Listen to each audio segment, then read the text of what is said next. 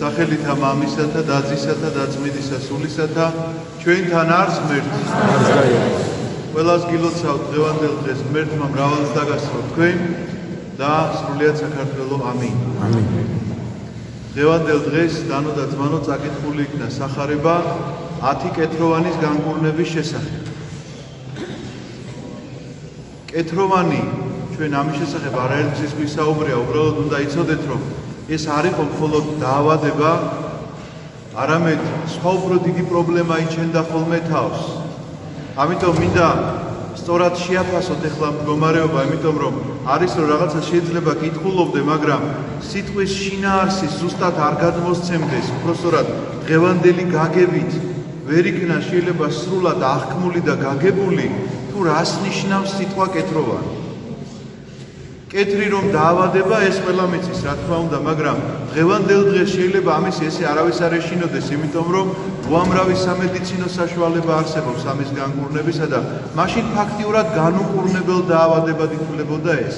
ეს არის დაავადება კანისა, იწყებს პობას ადამიანის ხორცი, პირდაპირ და იხსნება და ესეთი ღია ჭრილობითა და გადამდები ინფექციური დაავადება. შესაბამისად, დაავადებაზე უფრო მტკივნეული რამ სჭირდათ ამ ადამიანებს. და რა იყო ეს უფრო მტკივნეული რამ, იცით? მათ არ ჰქონდათ საზოგადოებაში ყოფნის უფლება. მათ ენატრებოდათ საზოგადოება. არ ჰქონდათ უფლება რომ შემოსულიყვნენ ქალაქში. არ ჰქონდათ უფლება რომ მიახლოვებოდნენ რაღაცა გარკვეული დისტანციაზე უფრო ახლოს ადამიანს. ამიტომაც იყვნენ შემოსილები რომ წარმოიდგინოთ ესეთი რამ, ეხლა შეიძლება ფილმებს რო იღებენ რაღაცა იქ ჩააცმევენ ხოლმე სპეციალურ განსაცმელს ადამიანს, რომ აი ესე თავზეც კი ჩამოფარებული აქვს, მაგრამ ავიწყდებათ ერთი რამის გაკეთება, ფილმებში არ მინახავს ყოველ შემთხვევაში, ზანზალაკების ჩამოკიდება. ეს ზანზალაკები აუცილებელი იყო იმისთვის, რომ ჩვენ შორიდან უნდა გაგეგონა ხმა, რომ აი ზანზალაკების ხმა თუ ისმის, ესე იგი სიკვდილი მოდის და ამის შიშის გამო შენ რაღაცა გარკვეულ დისტანციას იჭერდი. საჭმლის მიწოდება რომ გდომებოდა მათთვის, როგორც ცხოველს გადაუგდებენ ხოლმე შორს, ესე რაღაცა ველურ ცხოველს, რომელთანაც მიკარება არ შეიძლება, იმიტომ რომ შეიძლება დაგაზიანოს, სწორედ ესე შორს უნდა გადაგეგდო საჭმელი მათთვის, რომ რაღაცა ახლო სიახლოვეში არ შემოსულიყო. ამიტომ ეს ძალიან დიდი პრობლემა ერთი არის, რომ დაავადდა დღეს მე რომ ავად გავხდი, ესე იგი 10 კაცი ენაცვლებოდა ერთმანეთს მოკითხვაში და ხელის შემოშველებაში და აი შეიძლება ინადრო კიდეც ხანდახან ადამიანმა ეს ავადმყოფობა ყურადღების ქვეშ რო ხარ და ხელის გულზე რო გატარებენ და ეს კეთროვანება ხო გეუბნებით ავადმყოფობა ერთია რომელიც უმძიმესია, მაგრამ ამავდროულად არის ეს მდგომარეობა რომ საზოგადოებისგან ხარ ძალიან შორს და რაც ყველაზე დიდ პრობლემას წარმოადგენს შენში. ამიტომაც კეთროვანმა ადამიანმა შეიძლება განკურნებაზე მეტად ისინატროს ხშირ შემთხვევაში რომ საზოგადოებასთან ურთიერთობის საშუალება მიეცეს. ამიტომაც ამ ურთიერთობას დანატრებულნი ისინი ხშირად ერთ რაღაცა საერთო საცხოვრებელს იკეთებდნენ. ამიტომაც ჯგუფ-ჯგუფად შეიძლება ცხოვრობდნენ, რომ ერთმანეთთან ურთიერთობა არ ეკრძალებოდათ, ვინც კეთრით იყვნენ დაავადებული. და ერთ-ერთ დაბაში, ცოტა ბევრი ვილაპარაკე ამაზე, მაგრამ მინდოდათ რომ შინაარსი კარგად იცოდნოდათ. ერთ-ერთ დაბაში, სადაც შედის მაცხოვარი, შემოიგებება ეს 10 რა თქმა უნდა გარკვეულ დისტანციას იცავე და იესო ძეო დავითისო შეგვიწყალენ ჩვენ შეღაღადებენ მას და მაცხოვარი ეთქვის წადით და თქვენი თავი უჩვენეთ მღვდელს.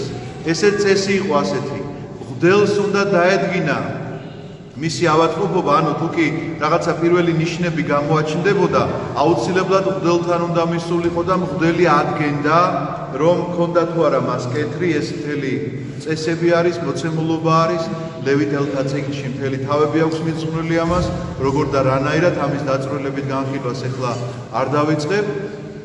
ასევე თუ კი განკურნება მოხდებოდა, ეს სასწაულებრივად იყო თუ რაღაცა შეიძლება რაღაც ისეთი ფორმა ქონდა მსუბუქი, რომ მართლაც განკურნებულიყო ადამიანი, ასევე საზოგადოებაში მისი შემოbrunების უფლება სწორედ მღვდელს ჰქონდა. უნდა მისულიყო, ეს მღვდელი მას დაუდგენდა, რომ კი რაღაცა კურნების პროცესი მიმდინარეობს, ცალკე უნდა მოეთავსებინა, დააკვირდებოდა ერთი კვირის განმავლობაში და თუ ნახავდა, რომ მართლაც განიკურნა, ამის შემდგომ მოხდებოდა მისი წყალში განბანვა, ამის შემდგომ მოხდებოდა მსხვერპლის შეწირვა, ამის შემდგომ მოხდებოდა რომ მღვდელი გამოაცხადებდა რომ ეს ადამიანი უკვე უფლებას იმსახურებს რომ დაუბრუნდეს თავის საზოგადოებას. ამიტომაც მაცხოვარი რომ მიმართავს რომ წადით და თქვენი თავი უჩვენეთ მღვდელს, ეუბნება იმას რაც უნდა გააკეთონ იმ წესის მიხედვით, რომელიც ესიც მაშინ მოქმედებს. და რომ მიდიან ათნივე, გაიგებენ რომ გზაში მიხვდებიან, აი წარმოიდგინეთ ესე ალბათ ვინ როგორ ოცნებობდა, ვინ როგორ ნატრულობდა, როგორც თითოეული ჩვენგანი, ხო გვითქვამს ესეთი რამ რომ ახლა რომ ჯანმრთელი ვიყო ამას ვიზამდი, ახლა რომ ბევრი ფული მქონდეს ამას ვიზამდი, ესეც ხო გვითქვამს. ახლა რომ ეს თანამდებობა მქონდეს, ხო რაღაცას ამას გავაკეთებ. ახლა რომ ჩემს ხელში იყოს ეს ძალაუფლება, მე ამას ვიზამდი. მაგრამ სტატისტიკა სულ სხვა რამეს გვეუბნება. ამას ყველა ამბობს, რომ მქონდეს რაღაცას რას ვიზავდი, მაგრამ 10-დან 1 ბრუნდება ქრისტესთან მადლობის სათქმელად. იმიტომ რომ ყველა ეს ნათქვამი რომ ამას ვიზამდი თუ იმას ვიზამდი, ყველგან მე არის. ყველგან მეთი იწყება.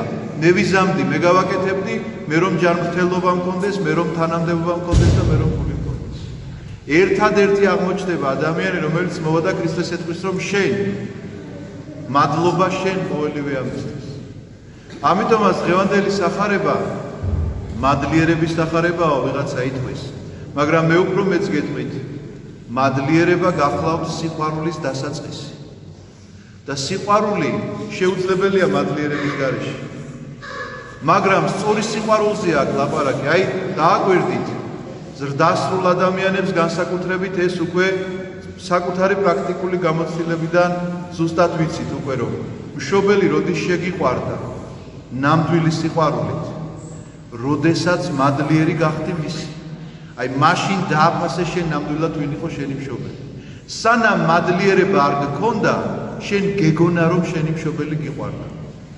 და ეს გეგონა რას ნიშნავს, იცი რომ გჭირდებოდა უბრალოდ მეტი არაფერი.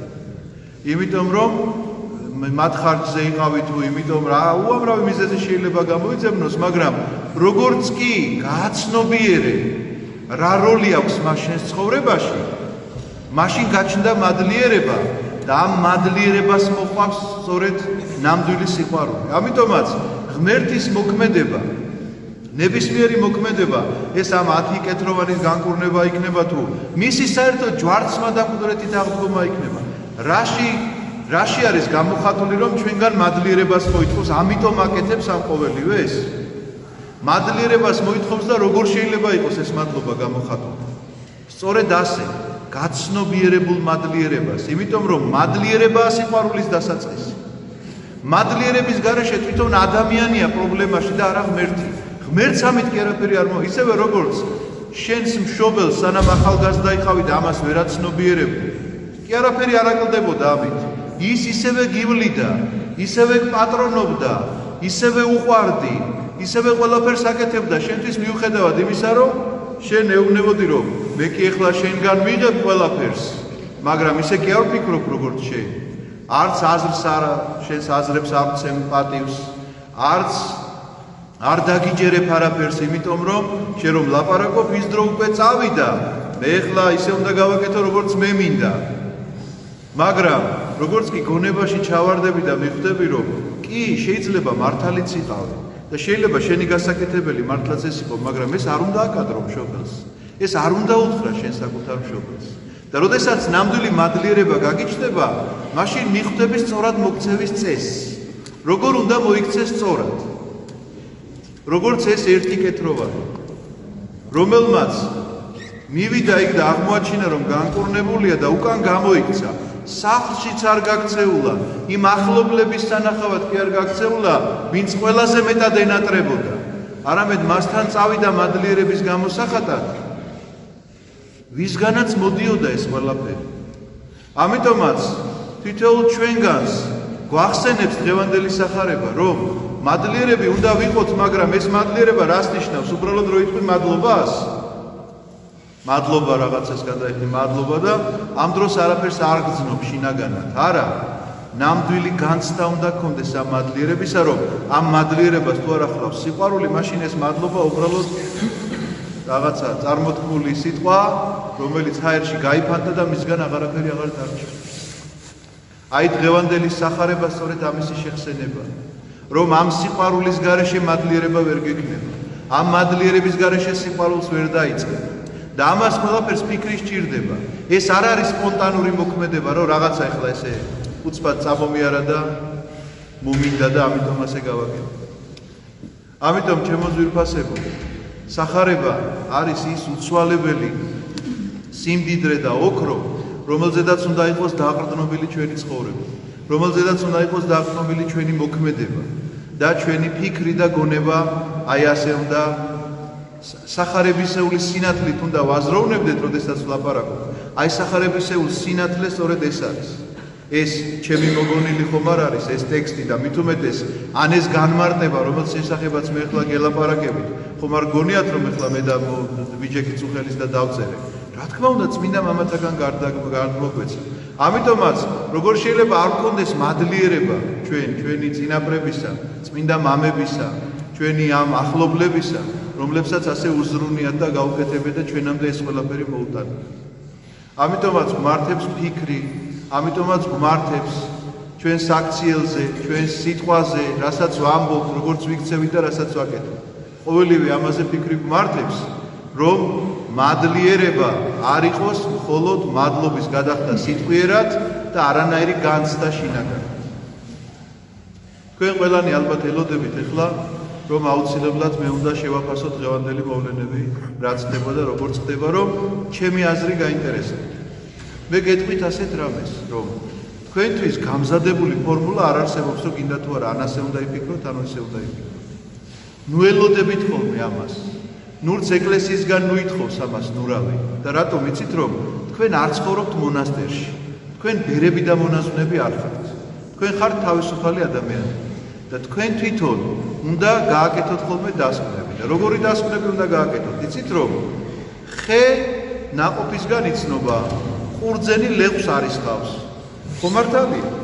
აი ასეთი გამზადებული ფორმულირებები ხშირად ჩვენ გვინდა რომ გავიოლოთ ცხოვრება. იცით მამაო მასე თქვა, ან იქ რაღაცა იმან ესე თქვა. ყველა შეიძლება თავისი კერძო მოსაზრება გქონდეს. ყველა შეიძლება გამოდიოდეს თავისი რაღაცა, ეს მდელი იქნება იქ, პროტესტის გამომთქმელი იქნება, მთავრობა იქნება, მნიშვნელობა არა. ყველა შეიძლება თავისი აზრი გქონდეს, მაგრამ შენ იმიტომ ხარ ადამიანი, შენ იმიტომ ხარ თავისუფალი ადამიანი, რომ შენ უნდა გააკეთო დასკვნა, რომ რა ნაყოფი აქვს ამ ყოველივეს. და თუ გაინტერესებთ ოფიციალური ეკლესიის აზრი, პატრიარქის განცხადება იყო ასეთი: ჩვენ ვართ ევროპის ცივილიზაციის ნაწილი და კულტურა და ყველაფერი უნდა გავაკეთოთ ამის შენარჩუნებისათვის. ხომ თქვა? თქვა, მაგრამ შემდეგი კითხვა თუ კი გაგვიჩნდება, რა არის ევროპული კულტურა?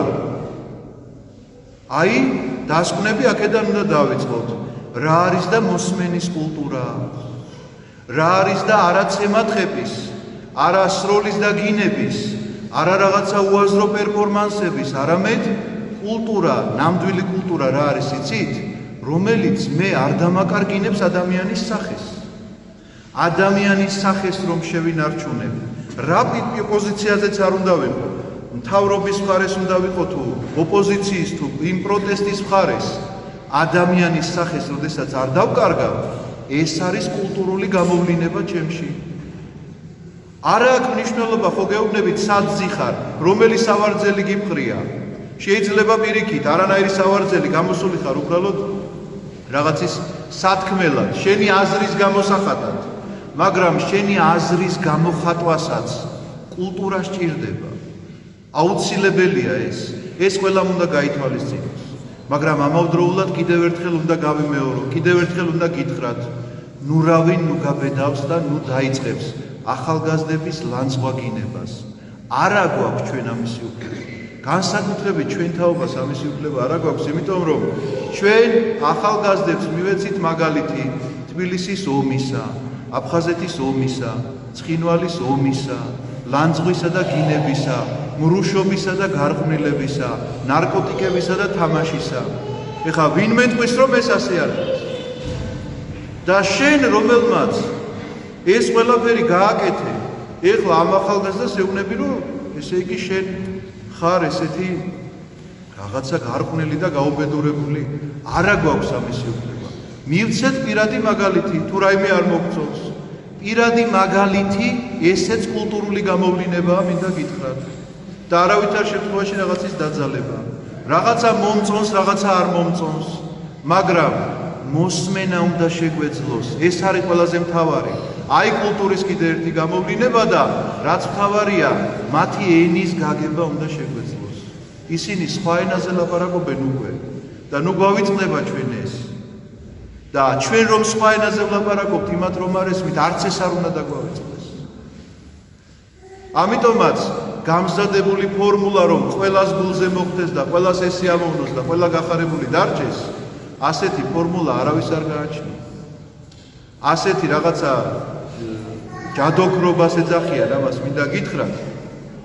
და ხშირ შემთხვევაში მინდა გითხრათ, რომ ადამიანები ეკლესიაშიც ასეთი ჯადოქრული ფორმულისთვის მოსულან, რომ ზიარება კარგი ყოფილა, ერთი ვეზიარები კარგად გავხდები. პირიქით შეიძლება ცუდად გახდე. რაღაცა ის ეთიცხება კარგი ყოფილა და უნდა ვიწყო. ესეც შეიძლება ცუდად შემოუტრიალდეს ადამიანს, იმიტომ რომ კარგი ყოფილა რას ნიშნავს? არ გაინტერესებს ეს ყველაფერი, რატომ ყოფილა კარგი და საიდან და რა მაქვს გასაკეთებელი ამ ყოველივესთვის. ამიტომაც ძალიან გთხოვთ, გამოიჩინეთ მაქსიმალური თავშეკავება. ყველამ შეფასებებში გამოიჩინეთ. აქ იმას კი არ ვლაპარაკობ, რომ თქვათ რა, შეფასებებშიც კი ვიღაცა შეიძლება საერთოდ არ დგას იქ ქუჩაში და არ თავრობაში ხარ მეგულებით აქ ვინმე რო იყოს მსგავსი. მაგრამ შეფასებებში გამოიჩინეთ თავშეკავება და მოსმენა ისწავლეთ ერთმანეთის. ნუ მოახდეთ ნურავის დემონიზირებას. რომ ეს ახლა აი მისი მოქმედება სატანურია, ის ჯოჯოხეთის ღირსია, არავინ არ დაგაყენა შენ სამოთხის კარებთან ვინ უნდა შეუშვა შიგნით და ვინ არა. არავის არ მოუწია შენთვის ამისი უფლება. ამიტომაც ეს უფლება ღმერთს ეკუთვნის და დაუთმეთ გზა ღმერთს. შეფასების უფლება მიეცით ღმერთს. თქვენ იცხოვრეთ თქვენი სინდისით და სახარების შუქით, რომელზეც უკვე გელაპარაკეთ, რომ იყავით მადლიერნი, იყავით მოსიყვარულენი და იყავით ამ კულტურის მემკვიდრეები, რომელ კულტურასაც ერთმანეთის გატანა შეუძლია. ამინ. გალოცვილი და გახარებული დავხო.